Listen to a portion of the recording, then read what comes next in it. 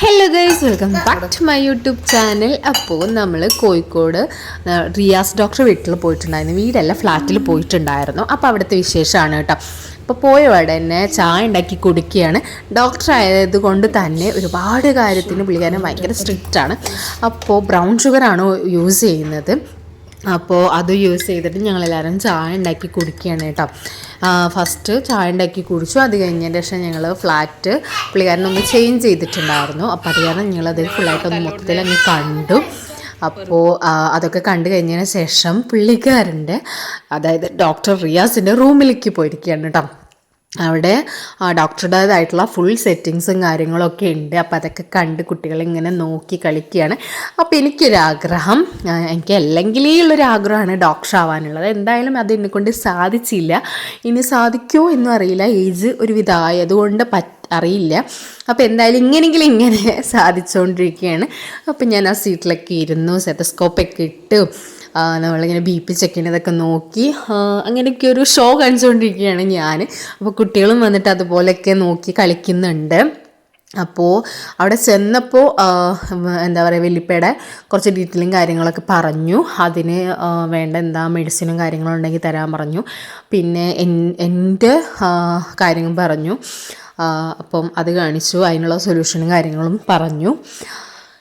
പിന്നെ ഇനി ഉമ്മ തന്നെയാണ് കേട്ടോ. ഉമ്മ എന്താ പറയുക, BP ചെക്ക് ചെയ്യാനും ഉമ്മയുടേതായിട്ടുള്ള കാര്യങ്ങളും പറയാണ്. അപ്പോൾ ഇനി ഉമ്മ കൺസൾട്ട് ചെയ്തിട്ട് ഉമ്മയ്ക്കുള്ള മെഡിസിന് സ്ലിപ്പിൽ എഴുതി വാങ്ങിക്കുകയാണ് കേട്ടോ. അപ്പോൾ BP ഒക്കെ നോക്കുന്നുണ്ട്. ഫുൾ ഡീറ്റെയിൽ നമുക്ക് നോർമലായിട്ട് സാധാ ഒരു ഡോക്ടറെ കണ്ട് സംസാരിക്കുന്നതിനേക്കാളും കുറച്ചും കൂടി ഓപ്പണായിട്ട്, കുറച്ചും കൂടി ഫ്രീഡായിട്ട് നമുക്ക് സംസാരിക്കാം. പോരാത്തതിന് റിലേറ്റീവ് ആണ്, നമുക്കൊരു ചമ്മലുണ്ട്, അങ്ങനത്തെ ഒരു ആവശ്യമേ ഇല്ല കേട്ടോ.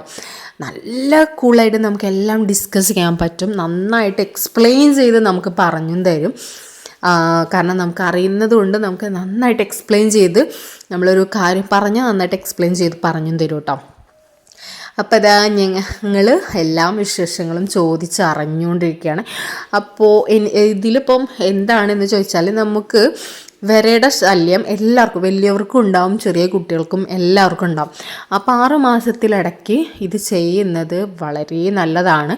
അപ്പം പിന്നെ ചെയ്യാത്തവരാണെങ്കിൽ ചെയ്യുക. അത് ചെയ്തിട്ടില്ലെങ്കിൽ നമുക്ക് ഒരുപാട് പ്രോബ്ലംസ് പിന്നാലെ വരുന്നുണ്ട്. അത് നമ്മൾ മനസ്സിലാവില്ല.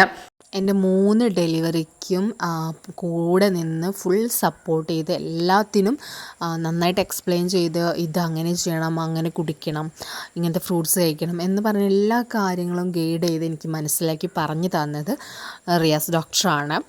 പുള്ളിക്കാരൻ ഇപ്പം അവിടെ ഒരു കോഴിക്കോട് ഒരു ക്ലിനിക്ക് ഇട്ടിട്ട് അവിടെ പേഷ്യൻറ്റിനെ നോക്കിക്കൊണ്ടിരിക്കുകയാണ്. അപ്പം ആർക്കെങ്കിലും